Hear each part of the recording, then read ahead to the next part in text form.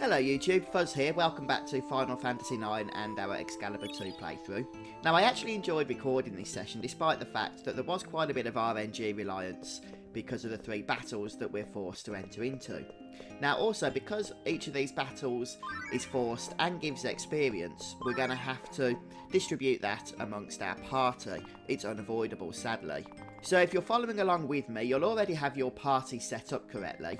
And what we're going to do is absorb the XP in the following 3 battles as thusly. So we're going to start with Freya absorbing the first battle's XP. And then the second battle's XP will be absorbed by Zidane. And then finally the third will be absorbed by Garnet. So each of those characters will probably be about 20 levels higher or so. Except Freya, because she's already level 45, isn't she? But Zidane and Garnet at least will be in their 20s at the end of this, which is going to help us out as well in some of the upcoming battles that we have headed our way. Now, there was one minor snag actually, which did catch me off guard. And that is, throughout Thomas's guide, he's been telling us over and over to make sure we've built Zidane's trance gauger. And the reason for that is the final fight we are going to need to use his Solution 9 trance ability for maximum damage. And I thought, oh, it's okay, we're playing on PS4, we'll just use Battle Assist when the time comes that we need to use that and finish trance gauge instantly. Problem. On that specific battle where we need to use the trance gauge, which is coming up at the end of this episode, Battle Assist is disabled. I don't know why, but for some reason, on all of these 3 fights, you cannot use Battle Assist at all. Which means we cannot use trance because I haven't built it up. So we'll see what I did about that a little bit later, but don't worry if you haven't built up your trance gauge because like me you're playing on PS4 or PC or whatever, there is an easy workaround which I'll show you when we get to the fight. So we don't have to restart anything and we'll end up in the same position as if we did use that trance. For now though, it's just a case of going through the cutscenes. You just have to follow Garland up until this point in order to trigger the dialogue. And then that'll make Zidane go all weird and in pain. And probably hate Garland quite a lot. And coming up here, we have what is probably my favourite theme, music theme, in the whole game. I don't know what it is, but it's called You're Not Alone. And I really do enjoy this music. It's definitely my favourite track. And it fits so well with Zidane having to persevere through the pain that he's in to go back to defeat Garland. And on top of that, his friends will not abandon him. They're all here to help him, even though he doesn't want their help. And I just think the whole scene works very, very well.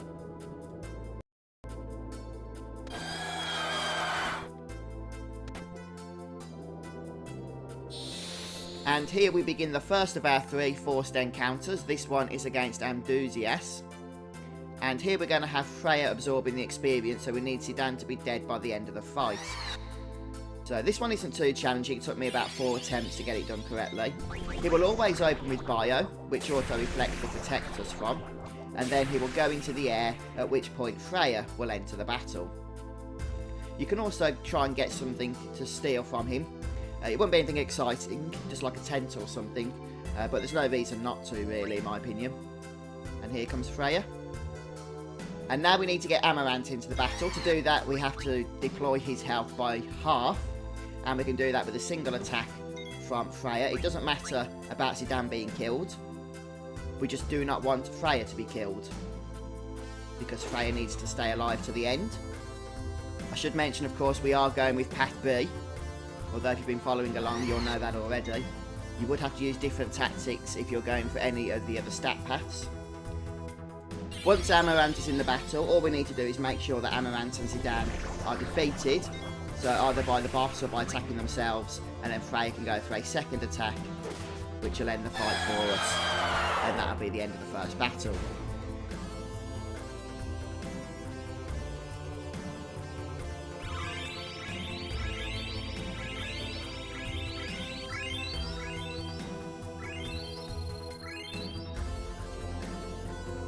And after this, we just have to get through the cutscenes, and eventually we're going to be thrust into our second battle.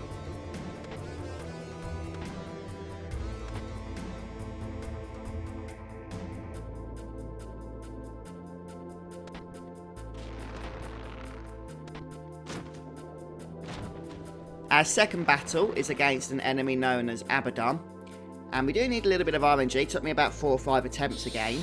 So what we need is for Quina to survive the boss's first round. So we want Steiner to be killed. And after that, we want Quina to be knocked out for the second round, so that she'll be resurrected with 1 health point. Now, Zidane will always join the battle after the boss's second round. So now we just need to be patient, wait for Zidane. There we go. Once the ATBs are filled, you want Zidane to defend and Quina to cast Limit Glove, since she's on the 1 health that can be done. Now, after Limit Glove, we need Quina to be killed, since Zidane needs to be absorbing the experience from this battle. So once again, we need a little bit of RNG to make sure that's the case. So either have the boss knock Quina out, or have Quina knock Quina out. But as soon as Quina's dead, have Zidane attack to finish off this fight. And remember, Battle Assist is disabled, so you are at the mercy of the RNG and the ATB gauges. And there we have it, the end of that fight. And Zidane will grab the experience.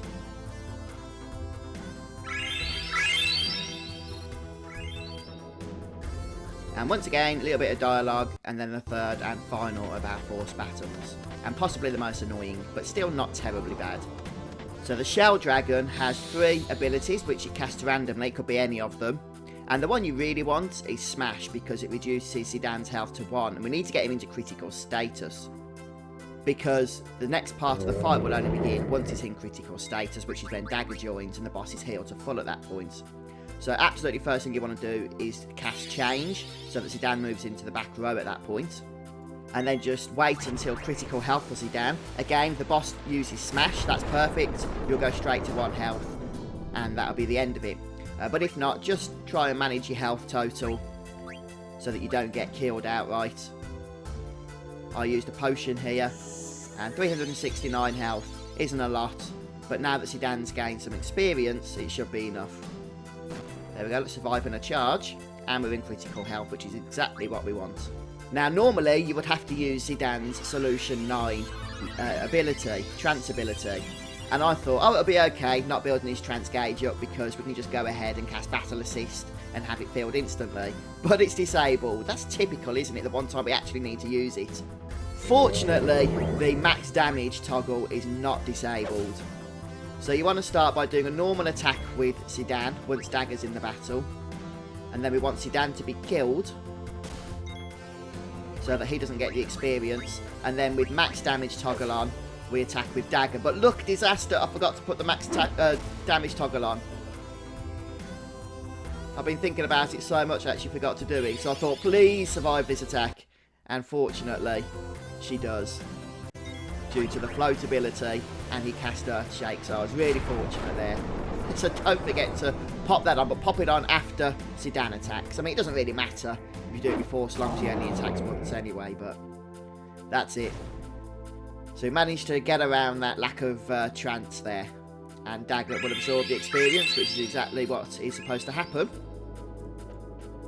And we're going to get a little bit more dialogue now, and then we're just going to sort our equipment out.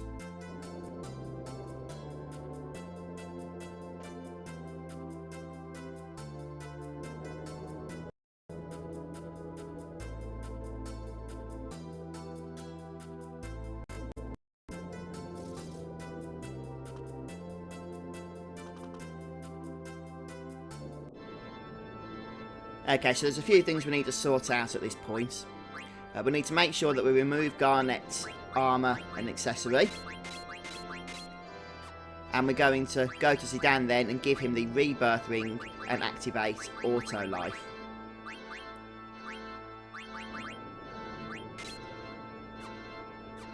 So I guess we can just do that now. Take Auto Reflect off for the time being.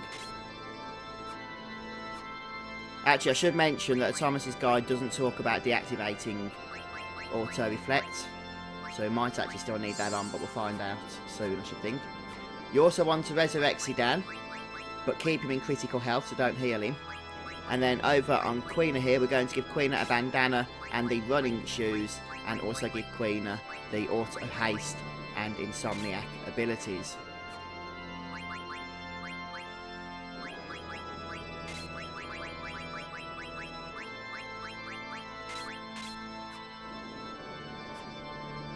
Okay, and now we're going to head back the way that we came.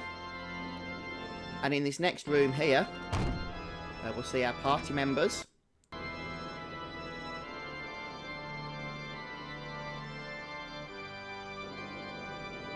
Right, so the party that we want is Zidane, Steiner, Freya and Amaranth. I'm not sure why Thomas's guide says to backtrack one more screen to find Murok, since he's in the same screen as where we change our party members, which is interesting. But anyway, the one thing we need to do with Murok before we finish up and save for today is to just go ahead and purchase the Defender from his Mog Shop.